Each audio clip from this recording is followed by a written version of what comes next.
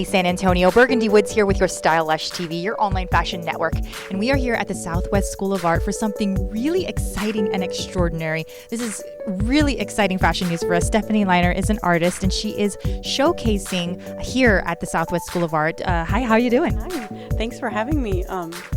We were mega fans. We got introduced to your work by a local fashion community member, Shelby of Montage. She is a nominee for the San Antonio Fashion Awards for Local Retailer of the Year. And ever since then, we've been obsessed with you. Oh, thank you.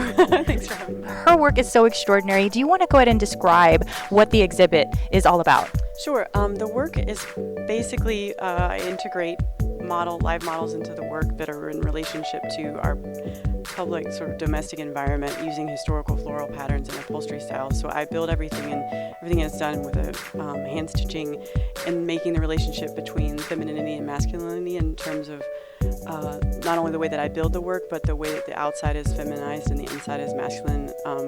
And the way I think about that is that we are all given prescriptive ideals about the way we are to behave in society through our sexuality and our gender, but that not those things don't actually mesh with what's in the interior.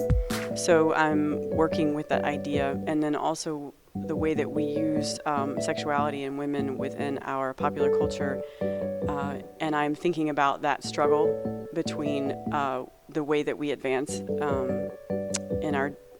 in femininity in the public domain versus the private domain, and that in relationship to how we're degraded in the private domain. So like we think about popular culture, pornography, sexuality within TV and movies, various television shows. And I think that there's a real struggle and a line that I'm thinking about. Not necessarily a judgment on that, but more of definitely trying to figure out my place in that, but also the idea of femininity in that situation.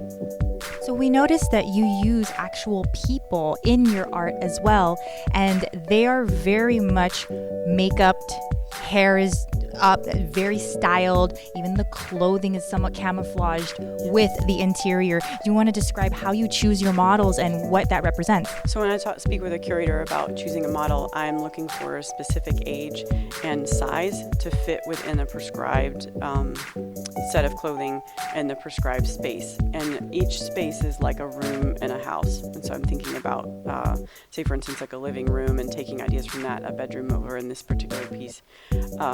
Thinking about the ways that these people will fit into the space. They're camouflaged by the floral patterns, the colors, because that's a way to constrain the person and to make them less visible, so they have less of a voice. And so the curators then choose the people. It could be any woman in the space. It's just important that she has a certain age, a certain size, and that she is a she within the space. How long do the models have to be inside?